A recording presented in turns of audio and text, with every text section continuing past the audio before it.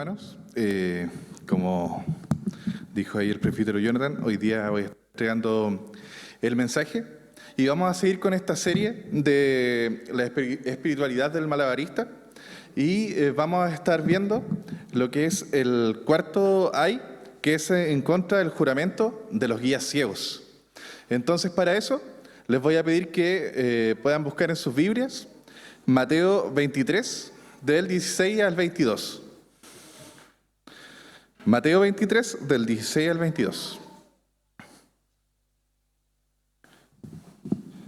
Entonces les voy a pedir si se pueden poner de pie y vamos leyendo yo los pares y ustedes los impares. ¿Ok? Bien. Dice así entonces Mateo 23 del 16 al 22. Hay de ustedes guías ciegos que dicen, si alguien jura por el templo, no significa nada, pero si jura por el oro del templo, queda obligado por su juramento.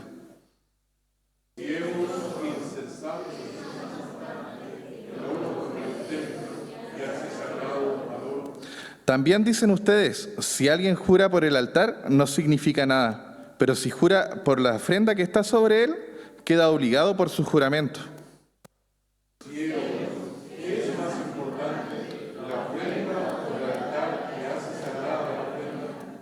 Por tanto, el que jura por el altar, jura no solo por el altar, sino por todo lo que está sobre él. Todos juntos, el último. El que jura por el templo, jura no solo por el templo, sino por el que habita en él. Y el que jura por el cielo, jura por el trono de Dios y por aquel que lo ocupa.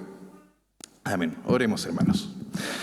Señor, te pedimos que tú nos hables a través de tu palabra, Señor Jesús, que tú nos puedas mostrar cómo es nuestro corazón, Señor Jesús.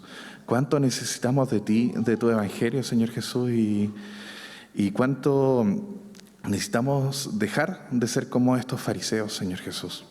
Te pedimos que tú nos hables, lo ilumines a través de tu palabra, Señor Jesús, y nos permita, Señor, poder crecer y aprender en lo que vamos a ver hoy, Señor.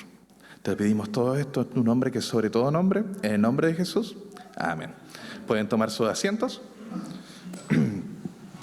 Y bueno, como les mencioné, seguimos con esta serie de reflexiones de la espiritualidad del malabarista, que se centra en Mateo 23, y donde hemos pasado de la advertencia, ¿cierto?, a las multitudes y a los discípulos, a centrarlos específicamente en lo que son estos líderes religiosos, tanto fariseos como escribas. Como hemos visto anteriormente en el versículo 2 de Mateo 23, Jesús habla y llama a la atención de sus discípulos y a la gente que con respecto a la condición de los fariseos. Él les dice con respecto a los fariseos y los escribas, que ellos dan cátedra, ¿cierto?, de Moisés. En la cátedra de Moisés, perdón, se sientan los fariseos y los escribas.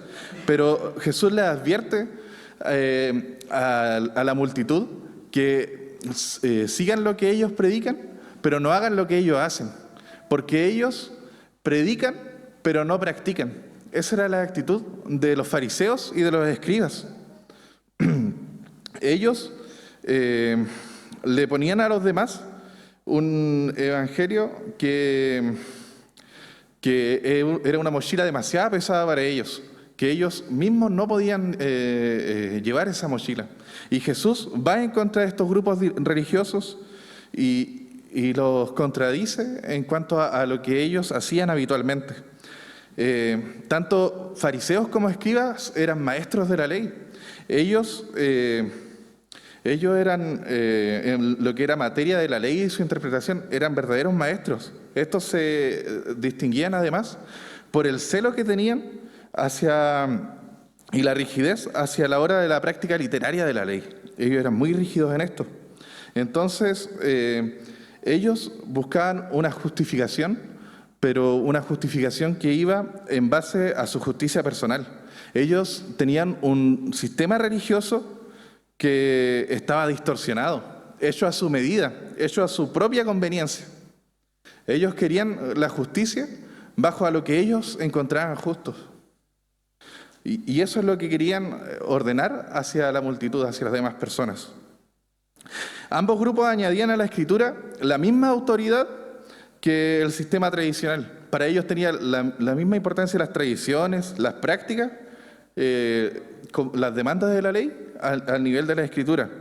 Y esto hacía que fuera algo muy pesado hacia los demás. Los hay que expresa Jesús en esta serie de hay, que son 7, que vamos viendo en Mateo 23, hoy día estamos viendo el cuarto, son una mezcla de gritos de lamento, son gritos de compasión y dolor. Cuando Jesús emite estos gritos 7 veces, está deplorando lo miserable que es la condición en que los fariseos y los escribas se encuentran. En el sermón anterior nosotros pudimos ver que el pastor se enfocó en 3 elementos que se relacionaban con nuestro prójimo, en cuanto a la relación de los fariseos con los prójimos, ¿cierto? Y hoy nos vamos a enfocar en lo que tiene relación con el juramento, por consiguiente, que tiene relación con Dios. Entonces, el principio que nosotros queremos ver es que todo juramento es vinculante. No hay juramentos que se cumplen y no, sino que todo es vinculante, pues ante Dios es que juramos. Por ello, como creyentes, seamos fieles a nuestros juramentos. Y el concepto de juramento para la cultura hebrea era de una importancia muy significativa. Ellos le implicaban una responsabilidad moral y seriedad al cumplir lo que habían prometido o declarado bajo juramento. Estos juramentos los podemos encontrar de diversas formas dentro de ese contexto. Ya se podían ver como juramentos que tienen relación legal, que tienen relación a asuntos personales, religiosos, de distinta manera. En el caso de los judíos, el juramento está vinculado directamente con Dios. Ellos tenían a Dios en su juramento. Si nos vamos a Deuteronomio 6:13 y lo recordamos, dice: a Jehová tu Dios temerás y a Él solo servirás y por su nombre jurarás. Entonces era un mandamiento de parte de Dios en los tiempos de Moisés, y es algo con el tiempo la humanidad fue sustituyendo. Y este grupo de fariseos trataron de distorsionarlo, sustituyendo el nombre de Dios por cosas creadas o secundarias, con el fin de poder mitigar las posibles consecuencias que podrían tener al incumplir estos juramentos. Entonces ellos sacaron el nombre de Dios a través del tiempo y empezaron a sustituirlo ya por ofrendas, por otras cosas que eran obras hechas suyas, en vez de lo que Dios había estipulado como sagrado. Entonces, ellos querían tratar de sacarse esa responsabilidad al poder incumplirlo o al fallar este juramento, porque según ellos no iban a tener consecuencia de Dios si no juraban por Dios. Entonces, ¿qué lamenta Jesús del comportamiento de los fariseos? Eso lo podemos ver bajo 2 puntos. Y el primero es la manipulación en el acto de jurar. Hacen que algunos juramentos sean vinculantes y otros no. Eso lo podemos ver del versículo 16 al 19. Entonces, bajo este contexto, Jesús se lamenta por la manipulación que hacen los fariseos en sus juramentos. Ellos ciertamente caen en un error gravísimo, porque ellos piensan en distinguir entre las formas que tenían de jurar, por obligatorias y no obligatorias, de hacer un juramento.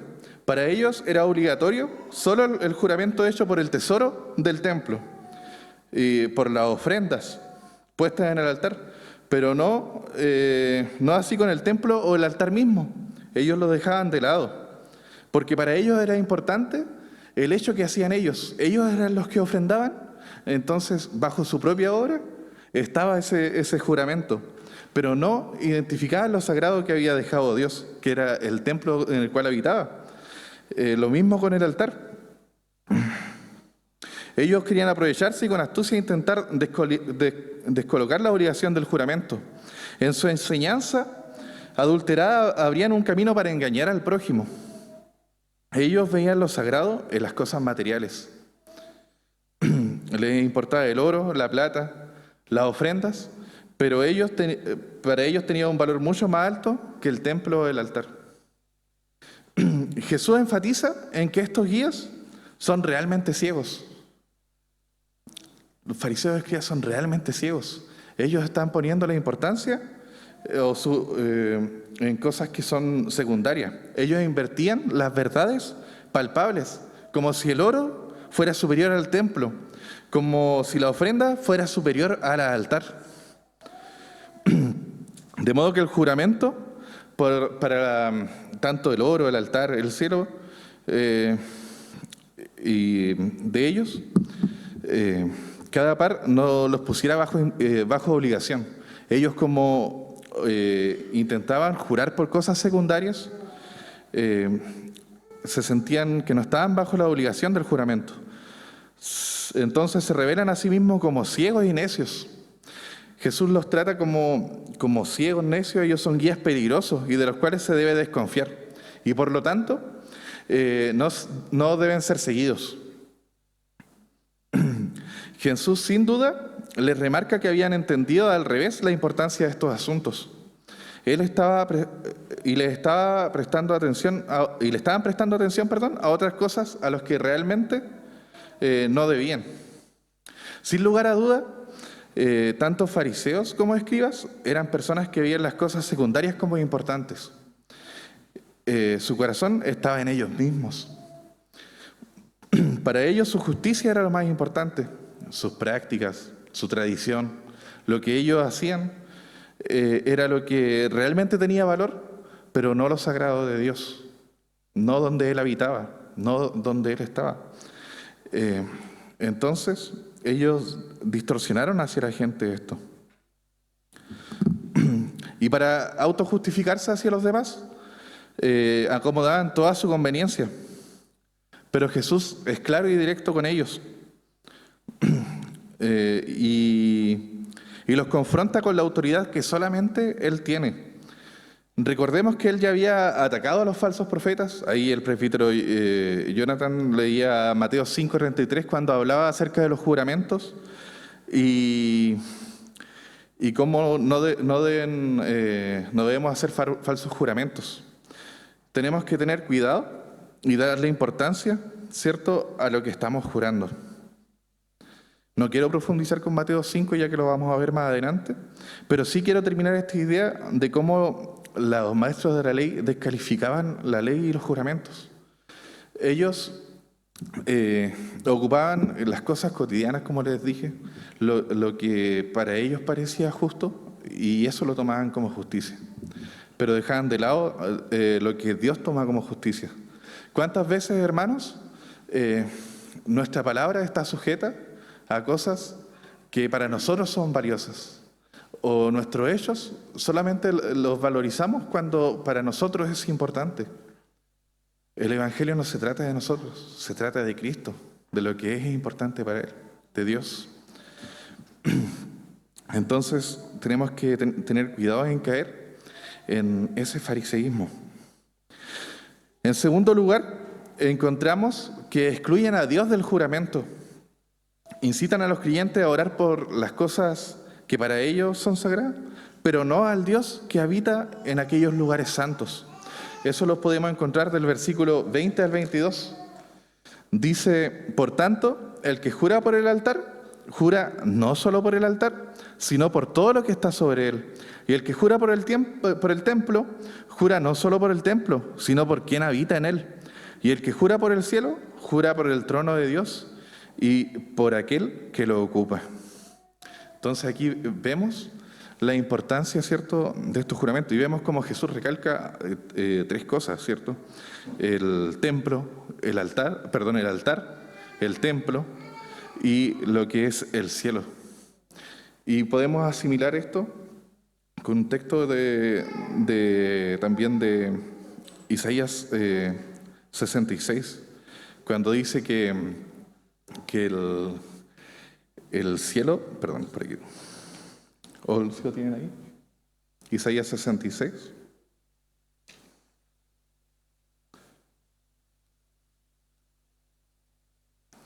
Aquí está, Isaías 66:1, cuando dice: el cielo es mi trono y la tierra el estrado de mis pies.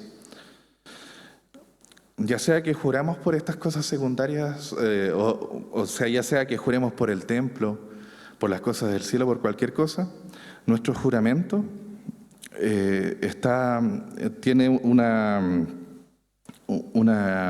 importancia, ya que es el estrado de Dios. Lo segundo que Jesús lamenta es que excluyan a Dios del juramento. Él enseña que cuando hacen promesas, ya sea por el altar, por el templo, no lo hacen por quién, sino por quien está sobre el altar, y evitan el templo de Dios mismo. Si juramos por el cielo, jura por el trono de Dios y quien está Él, ya habíamos leído, hermanos, Deuteronomio 6:13, que habla sobre quién debemos jurar solemnemente. Jesús estaba dando a entender que estos fariseos, aunque estaban jurando por cosas que no lo obligaban, había una gran obligación igualmente. Porque están jurando por lo que estaba por sobre todas las cosas. Entonces, si ellos incumplían, era un pecado grave igualmente. Por más que ellos quisieran sacarse esa obligación del juramento, por lo que ellos disponían ese juramento, los dejaba bajo obligación. En este periodo era muy difícil escuchar a los judíos el incluir o pronunciar el nombre sagrado de Dios mediante sus juramentos. Ellos inconscientemente al realizar, intencionalmente, al realizar estos juramentos de menos envergadura, evitaban jurar el nombre de Dios para así evitar las consecuencias en caso de no cumplir sus compromisos o que hubiera una equivocación en medio de su compromiso. Y eso es lo que pasaba con estos fariseos. A medida que juraban o hacían votos por cosas relacionadas a Dios mismos, empezaron a sumar más cosas que se convertían en el sustituto, y a consecuencia de esto, sus juramentos parecían aludir a Dios hacia las demás personas. Pero a la vez ellos intentaban amortiguar las consecuencias al incumplir estos juramentos. Con respecto a esto, nuestra confesión de fe de Westminster nos habla acerca de los juramentos y dice lo siguiente: solo en el nombre de Dios debemos jurar los hombres, y este nombre ha de usarse con todo temor santo y con reverencia. Por lo tanto, jurar vana o temerariamente en ese nombre glorioso y terrible, o definitivamente jurar por cualquier otra cosa, es pecaminoso y debe aborrecerse.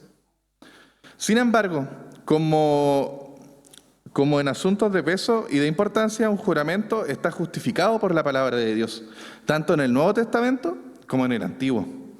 Por eso, cuando una autoridad legítima exige un juramento legal para tales asuntos, ese juramento debe hacerse. Si quiere repasarlo usted después, está en la Confesión de Fe de Westminster, el capítulo 22, artículo 2, que habla acerca de los juramentos. Entonces, nuestra confesión de fe nos enseña que solo debemos jurar en nombre de Dios. Y con la máxima reverencia y temor debería ser nuestra actitud al dar este juramento. Si juramos por cualquier otra cosa, como proponían los fariseos, es un acto aberrante, ¿cierto? Y pecaminoso. La Escritura nos enseña que el juramento está permitido, sobre todo si estamos ejecutando ese ejercicio ante una autoridad legítima. No es malo jurar, pero debemos darle la seriedad y la responsabilidad que corresponde a nuestro juramento, porque lo estamos haciendo en el nombre del Señor. Con respecto a esto, Martín Lutero decía lo siguiente sobre los falsos juramentos: es una práctica a menudo satánica, que las personas juren, se comprometen, y sin embargo se preocupan poco de cómo deben cumplirse estos votos, promesas y promesas. Muchas veces lo que juramos o lo que se jura o promete se toma con una liviandad que, como dice Lutero, pasa a ser una práctica satánica, algo que juramos sin tomar en cuenta lo que conlleva. de cómo cumpliremos esa promesa y nos importa siquiera si lo haremos o no. Juan Calvino también nos menciona acerca del temor que debemos tener cuando hacemos un juramento en el nombre de Dios. Él dice en la institución de la religión cristiana acerca de esto: el verdadero temor de Dios enseña a no abusar del nombre de Dios en el juramento, al menos de manera imprudente, como si fuera algo insignificante. ¿Estamos teniendo temor por el Señor? ¿O estamos haciendo juramentos o promesas o votos de una manera liviana? Recordemos nuevamente lo que dice Isaías 66:1. Jehová dijo así: el cielo es mi trono y la tierra es estrado de mis pies. Ya sea que juremos por el cielo o por la tierra o por cualquier otra cosa, incluso por nosotros mismos, como vamos a ver en Mateo 5, por nuestros cabellos, nosotros no tenemos el control de ellos. Estamos jurando por quien está sobre todo esto, y ese es Dios. Pero Jesús va más allá y nos manda a guardar una vida en que nuestro testimonio vaya tan conforme a lo que decimos, que no sea necesario jurar todo el tiempo para poder cumplir nuestras promesas, que no sea necesario jurar todo el tiempo para cumplir lo que decimos.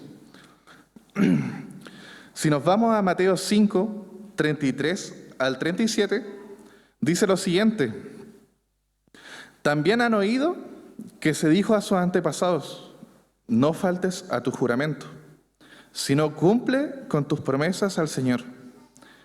Pero yo digo, no juren de ningún modo, ni por el cielo, porque es el trono de Dios, ni por la tierra, porque es el estrado de sus pies, ni por Jerusalén, porque es la ciudad del gran rey. Tampoco jures por tu cabeza, porque no puedes hacer que ni un solo de tus cabellos se vuelva blanco o negro. Cuando ustedes digan sí, que realmente sea así, y cuando digan no, que sea no. Cualquier otra cosa que digan más allá de esto proviene del maligno. Con este texto, Mateo 5, vemos a nuestro Señor que nos está hablando que haya una prohibición en el juramento, sino más bien Él está hablando acerca de este legalismo rígido, de este legalismo engañoso que proponían los fariseos, que requiere que haya un juramento de por medio para que las personas puedan cumplir sus palabras. Pero si no hay un juramento de por medio, ya no hay obligación. Siéntete libre. No, eso es lo contrario a lo que dice Mateo 5. Jesús nos pide que haya integridad en nuestro hablar, de tal manera que todo lo que pronunciemos, ¿cierto?, que todo lo que digamos, lo tomemos como un juramento. A esa importancia. Que tu sí sea sí y que tu no sea no. Y esto lo afirma nuevamente en Santiago. Si ustedes buscan Santiago, en el capítulo 5:12, dice: sobre todo, hermanos míos, no juren ni por el cielo, ni por la tierra, ni por ninguna otra cosa. Que tu sí sea sí y que su no sea no, para que no sean condenados. Hermanos, seamos piadosos en lo que decimos. Abstengámonos de los falsos juramentos.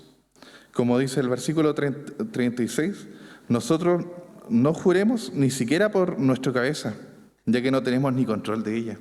Nosotros ni por nosotros mismos podemos jurar, porque el control de nuestra vida, hasta de nuestros cabellos, lo tiene el Señor.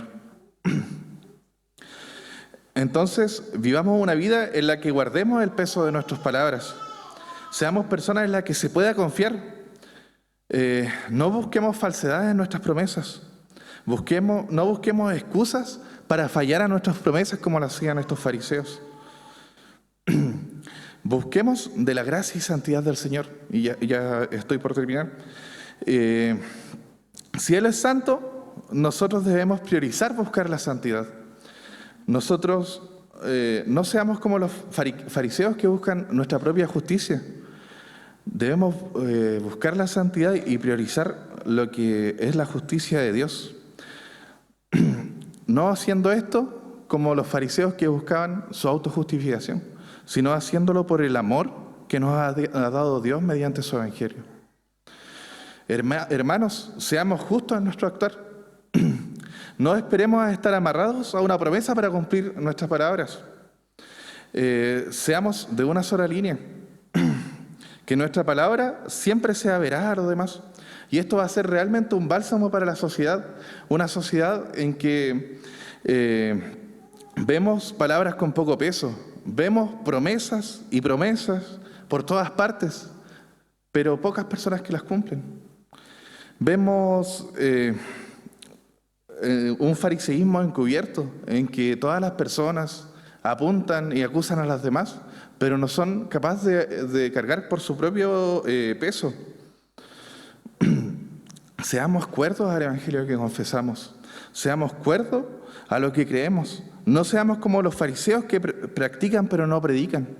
Hermanos, prediquemos, pero también actuemos lo que estamos predicando.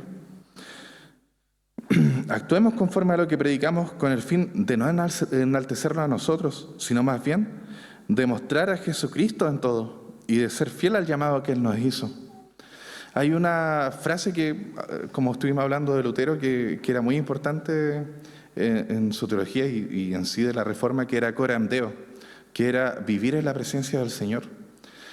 Hermanos, nosotros tenemos que vivir entendiendo que Dios está con nosotros siempre. Nuestro Dios no es un Dios del domingo, también es del lunes, martes, miércoles, jueves, de todos los días. Nuestro Dios está siempre con nosotros, nosotros vivimos en la presencia del Señor. Tengamos esa actitud que tenía el apóstol Pablo cuando decía, ya sea que bebamos, que comamos, hagámoslo por el Señor, hagámoslo todo para la gloria de Él. Asimismo, nuestra palabra, nuestros juramentos, nuestro sí debe ser sí y nuestro no debe ser no, porque estamos delante del Señor en todo momento. En todo momento Dios está con nosotros. No solamente el domingo cuando venimos a la iglesia, no solamente el miércoles cuando vamos a los creces o cuando nos juntamos en alguna actividad de la iglesia. Nosotros en todo lugar, con nuestro trabajo, con nuestra familia, en todos lados debemos vivir para la gloria del Señor. Y eso debe venir respaldado con una actitud conforme a este Evangelio. Practiquemos lo que predicamos. No seamos personas como los fariseos que predican pero no practican. Seamos conscientes con nuestro actuar y de quién nos llamó a la luz. Los invito a orar, hermanos. Señor, te damos gracias, Padre, porque tú eres bueno con nosotros, Señor. Te damos gracias por tu amor, por tu eterno amor hacia nosotros, porque tú nos escogiste, Señor Jesús, y nos llamaste a ser hijos tuyos, conforme a tus obras, Señor Jesús, para seguir los pasos de Cristo. Ayúdanos, Padre, a huir del fariseísmo, a huir de estas máscaras, de estos malabares, Señor, que se hacen para buscar una autojustificación que va de nuestras obras. Nuestras mejores obras, Señor, delante de ti son un trapo de inmundicia. Nosotros necesitamos de tu gracia, necesitamos de tu amor, necesitamos de tu intercesión para nosotros poder agradarte a ti, Señor Jesús. Porque nosotros por nosotros mismos no podemos, Señor. Ayúdanos a tener una vida íntegra, a ser personas de una sola línea, de una sola palabra, Señor Jesús. A no andar con dicotomías en nuestra vida, Señor, sino que en cada cosa que hagamos, ya sea que estemos en la casa, que estemos en el trabajo, que estemos en la iglesia, en cualquier lugar, Señor Jesús, lo hagamos para glorificarte a ti, Señor Jesús. Te damos gracias, Señor, y te pedimos que nos acompañes, Señor Jesús. Te pedimos todo esto en tu nombre, que es sobre todo nombre, en el nombre de Jesús. Amén.